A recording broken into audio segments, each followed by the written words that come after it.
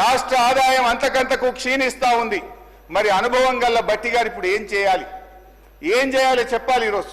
ఎందుకంటే అయితే తమ యొక్క పరిపాలనా వైఫల్యాలను సరి చేసుకోవాలి, లేదంటే రేవంత్ రెడ్డి గారి ఫార్ములా ప్రకారం ప్రభుత్వ భూములు అమ్మాలి.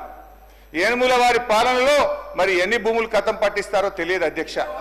ఎందుకంటే అధ్యక్ష, గచ్చిబౌలిలో 400 ఎకరాలను వేలం చేయడం ద్వారా 30,000 కోట్లు రాబట్టాలని నిర్ణయించారు.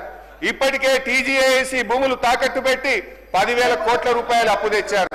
ఇప్పుడేమో హెచ్ఎండిఏ ఆస్తులు తాకట్టు పెట్టి మరో 20,000 కోట్ల అప్పు తెస్తామని మొన్ననే అసెంబ్లీలో సమాధానం చెప్పారు. హెచ్ఎండబ్ల్యూఎస్ఎస్ జిహెచ్ఎంసీ ఆస్తులు తాకట్టు పెట్టి మరో 20,000 కోట్లు అప్పు తెచ్చే ప్రయత్నం చేస్తున్నారు. హౌసింగ్ బోర్డు భూములు అమ్మకం ఇప్పటికే షురువైపోయింది. నాడేమో ప్రభుత్వ భూములు పెద్దలు ఇచ్చిన ఆస్తని, జాతి సంపదని, చచ్చిపోతే బొంద పెట్టడానికి జాగుండదని రేవంత్ రెడ్డి గారు చాలా గొప్పగా సుభాషితాలు చెప్పారు.